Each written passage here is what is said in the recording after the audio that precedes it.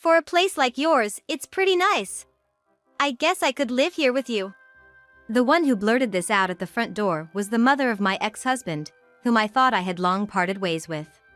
While my mother-in-law acted all smiles, she ignored my poor condition and would exploit me for cooking and cleaning, a true narcissist at heart.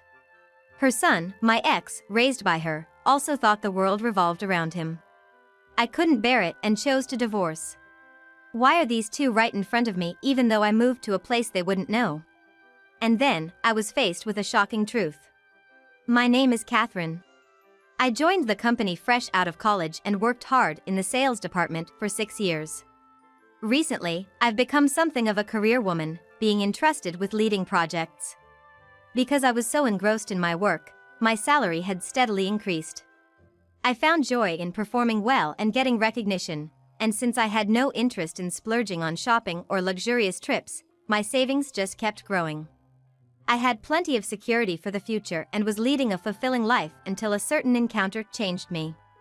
I attended a high school reunion and reconnected with a man named Bob. We didn't talk much in our student days, but that day, maybe because our companies did business with each other, our conversation strangely began. Bob worked in legal affairs at a well-known company. Our chat shifted from work to mentoring juniors, and then about our own lives, and we quickly became close, even promising to meet again after the reunion. Soon, we began dating and decided to get married within a year. However, after a modest wedding ceremony at a chapel, surrounded by family and friends, I was about to discover a shocking fact. One day, I fell sick. While Bob was concerned for me as I lay bedridden, soon enough, his mother called. "Hello, Mom." "No, it's all right. Just that Catherine isn't feeling too well." I could overhear the conversation between Bob and his mother from the corridor, but soon felt an odd discomfort. Seems like his mother was calling before she intended to visit. Of course, I thought he'd decline.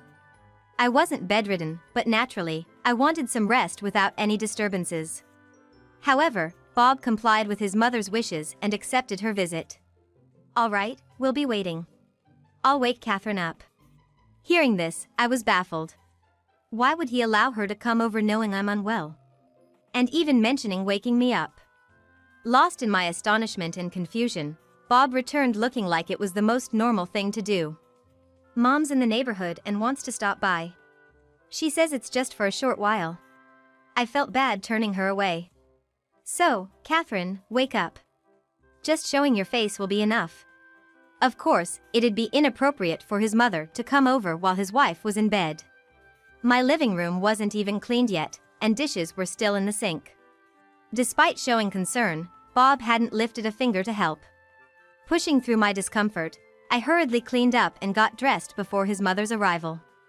Throughout, Bob didn't offer any assistance or even look remotely apologetic.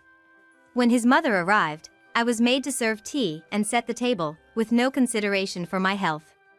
Their conversation was odd, too. They chatted amongst themselves, leaving me feeling isolated while suppressing a headache and chills. Eventually, his mother stayed until dinner. I kept my frustration hidden, cooked the meal, and finally collapsed into bed once she left. Bob has always prioritized his mother. He'd say he felt bad because they lived apart and often brought her gifts or frequently visited her place. I thought it was just him being a good son, but over time, I realized he always put his mother first. This behavior intensified, and just 6 months into our marriage, he completely disregarded me, always considering his mother as his top priority. Bob was, in essence, a mama's boy. Comparing our cooking, always visiting her house during outings, and his mother always indulging this behavior, clearly smitten by her son. I had planned to build a happy married life, but before I knew it, my mother-in-law's shadow was constantly between us. There's a reason she's so indulgent with her son, Bob. It's her spending habits. It wasn't just limited to coffee dates with friends or outings, but also expensive hobbies like traveling and purchasing limited edition luxury brands. Because of this, she often approached Bob asking for money. This behavior shamelessly extended to me as well. I was taken aback by such demands, something I never faced even from my own parents.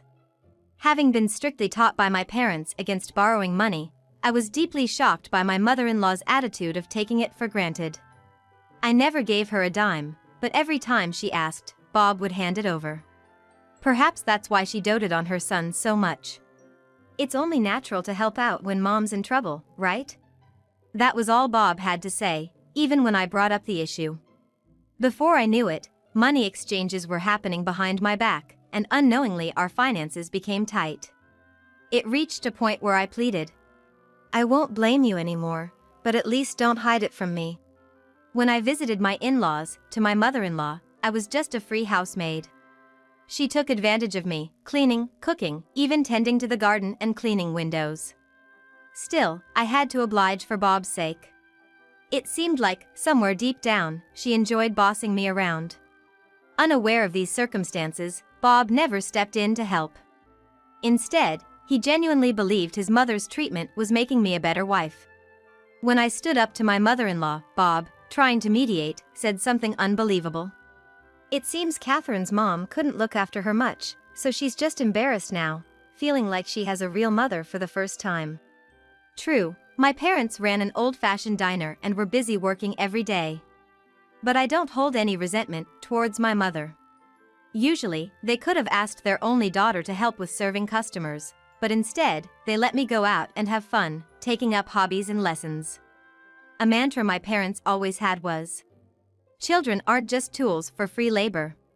This was in stark contrast to my mother-in-law. I finally confronted my husband. I was defending not only myself but also my parents, who had shed tears of joy at our wedding. What your mom's doing isn't right. Just because I'm the daughter-in-law doesn't mean she can boss me around. And I don't want to constantly maintain your family home to perfection. I just want her to leave me alone. But the response I got from my husband was filled with anger. How can you say such awful things about my mom? Thanks to her, you're being a proper wife. Don't make trouble without being grateful. Furthermore, he threatened with, if you keep talking like this, I'll divorce you. He thrust a divorce attorney's business card at me. How about that? I'm dead serious. If you apologize to both me and my mom, we can discuss things. He had deeply rooted old-fashioned values. In his eyes, a wife was inferior to both the husband and mother-in-law, and she should obey them in everything. Since I resisted this notion, he became confused and furious. He probably thought threatening divorce would make me cry and apologize. But I was convinced that our marriage wasn't happy anymore and that things wouldn't improve. My husband said, think things over while I'm on my business trip, and left the next day. Seeing this as a golden opportunity, I immediately headed to a divorce attorney's office. I rushed into the firm and quickly took care of the necessary procedures. While it required various formalities to revert to my maiden name, I took some days off and tried to get everything done while he was away. The notification of our divorce being finalized and my husband's return almost coincided. You went that far out of stubbornness? Filing for divorce isn't something you do lightly. This is going too far, just to upset us. In his mind, I was a capricious woman acting out of a little rebellious spirit. I decided to play along with his perception and feigned indignation. After all, you've been ignoring me, just having fun with your mom. I'm fed up with always being sidelined. Why am I always left out? My exaggerated sulking hit the mark with him. He's the kind of man who loved when women showed such dependent attitudes towards him. Perhaps my act was convincing, or maybe he just wanted to believe it, but he was completely taken in. He became more accommodating, quickly agreeing to favorable terms regarding the division of our assets. He thought he'd humor my stubbornness until I was satisfied. He believed that once I felt better, we could remarry and resume our old life. But I no longer had feelings for him. I had divorced him to prioritize myself, so there was no way I'd go back to living with him. After completing all the troublesome procedures for the division of assets, I began looking for a new place to live. I fell in love with a convenient high-rise apartment near my workplace and decided to buy it on a whim. I hoped this new home would mark a fresh start in my life. While I enjoyed my days working and living at my own pace, one day, out of the blue, my ex-husband and mother-in-law came to visit. I hadn't given them my address. My mother-in-law made a scene in the building's entrance, continuously calling out my name. Not wanting to inconvenience my neighbors, I reluctantly welcomed them at my door. "Why here?" "Oh, it's a private investigator. I was worried about how you were doing, and Mom suggested we should check up on you," my ex-husband replied nonchalantly. Even though our legal ties had been severed, I was chilled to the bone knowing he'd gone to the lengths of hiring a detective without my knowledge. Stunned, I only thought about how to get them out, while my former mother-in-law, despite her age, acted carefree and childish. She tried peering into my house, bending over to see inside and just doing as she pleased. Just as I was about to reprimand her, she blurted out, "Your place isn't as shabby as I thought. It's quite nice. I could even live here with you." Excuse me? Flabbergasted, my mind went blank. I hadn't expected her to suggest living together, and her smile was downright eerie. I couldn't understand why she'd make such a proposal and pondered my next move. My ex-husband, grinning, agreed with her. "You must be lonely living here all by herself. That's why I brought Mom along today. Let's let bygones be bygones, okay?" He continued making decisions without my input. And it was clear from their actions that they both disregarded my wishes. "Absolutely not. Please leave. I don't need your forgiveness. Please, never come back." Having expected me to readily agree, my ex-husband was stunned. "What? Why? Are you serious? Why are you saying this? Bob came here for you." They were clearly surprised by my refusal. In my ex-husband's mind, I was still the stubborn wife trying to give them a hard time. He began to act arrogantly, as if he was the one bending over backward, doing me a favor by forgiving me. "You're gonna regret being lonely without us, you know? That's fine. Please leave. You're not welcome here, and I'm done with both of you." His perception was warped solely by his own needs, and he had no intention of understanding my perspective.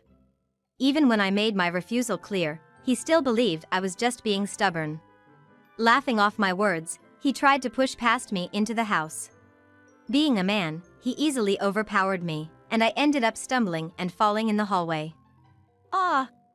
A surprised shout escaped me, and shortly after, my neighbor's door opened. My ex-husband, trying to rush inside, bumped into me. The puzzled neighbor, seeing my distress, promptly went to call for help after I begged. "Please, call the police." "Hey! What the hell are you saying?" In my eyes, this was trespassing. When I also called the police and they found out they'd received 2 calls about the same incident, they quickly dispatched a patrol car. My neighbor, trying to protect me, let me in and locked the door. Outside, my ex-husband and his mother began pounding on the door, shouting their grievances loudly. "It's a misunderstanding. I'm her husband. We just came to visit. Hey, don't touch my mom. Catherine, please, tell them. It's your fault for not giving us your address. You. Not only have you tarnished Bob's reputation, but now you're doing this to me? Come out and apologize." His yelling was incredibly loud. Since it was a holiday and many of the neighbors were home, it drew quite a crowd, turning into quite the spectacle. Luckily, even though I was new to the apartment complex, I'd been actively involved in community gatherings and was well liked for being helpful. Even with the disturbance caused by my ex-husband's unexpected appearance, the neighbors were sympathetic and understanding. With testimonies from me, my neighbor, and other residents, my ex-husband and his mother were taken into custody for trespassing. Despite the inconvenience, my neighbor mentioned working in the legal field and even introduced me to a lawyer who specialized in stalking. Come to think of it, my ex-husband worked in legal affairs too, but seemed entirely oblivious to the laws he was breaking. He probably still is. Then, unexpectedly, my suspicion was confirmed in the most unforeseen way. It all started with a call from a mutual female friend, someone both my ex-husband, Bob, and I knew from high school. She mentioned having seen Bob walking closely with a young child. It hadn't even been several months since that unannounced visit of his. Could it be that Bob, who had hoped to reconcile with me, already had a new lover? If so, that's his business and none of mine. But, would his mother approve of him dating a woman who was divorced and had a child? Having already consulted a lawyer about Bob, I decided to hire an investigator. A reputable detective agency, hired through my lawyer's firm, started looking into him. And the findings were shocking. Bob had been having an affair even before our divorce. Even though I had long moved on from him, the sense of betrayal was profound. It felt as if the rug had been pulled out from under me multiple times. In Bob's mind, his world is distorted to fit his needs. He seems to place his mother at the top, with women, including me, ranked below, as lesser beings to ridicule and belittle. Including me, he seemed to think it was fine to mock and belittle any woman, considering them inferior beings. Given such hierarchical thinking, I could somehow make sense of his erratic actions. Having a wife while cheating, presuming it's natural to get back with an estranged wife, and all the while maintaining a relationship with his mistress, to Bob, all this seemed perfectly logical. With disbelief, I continued reading the investigator's report. Apparently, even though he had no intention of marrying her, he had hinted at a future to the woman he was cheating with. He gave her hope to keep their relationship alive. And my worst fear was confirmed. The young child he was seen walking with was, in fact, the child of his affair. He had been leading a double life. And the child was born around the same time as our marriage. The complexity of the situation made me nauseous. I was furious, so I sent a letter to his mistress, telling her everything. When she found out about everything, she was livid. She was enraged that while hinting at marrying her, he hadn't given up on reconciling with me, and she accused him of marriage fraud. But just hinting at marriage isn't grounds for a case. I thought she'd probably let it slide, but then it was discovered that Bob had taken a substantial amount of money from her under the guise of wedding expenses. And the money? It went to his mother. Her extravagant tastes knew no bounds, and her demands only escalated. To appease his angered mother after our altercation, Bob had booked an expensive suite on a cruise ship and planned an overseas trip. The money was intended for that purpose. Bob's mistress seized this opportunity and managed to press charges. My ex-husband faced claims for division of property from me, child support payments for the child he had with his mistress, and was charged with fraud. His savings quickly depleted. He had been frequently mooching off his mother anyway, so he didn't have much saved up. Their impressive family home was foreclosed on, yet the debts kept piling up. I had settled the matter of property division, so I had severed ties with my ex-husband. However, the situation with him and his mistress was a different story. They did have a young child together, after all. He quickly fell behind on child support, and his mistress was furious. His misdeeds were all exposed at his workplace after she stormed in, shouting at him. Despite working in the legal field, he had had frequent troubles with women and was in the middle of a trial for fraud. Naturally, he had kept all this hidden from his employer. His shady dealings became well known, and his reputation at the company plummeted. He was moved off the projects he had been handling, sidelined to insignificant roles, and the bad rumors never stopped. He couldn't handle the situation and resigned. When he tried to find another job, his fraud charges were already well known in his industry, making it hard for him to find a position.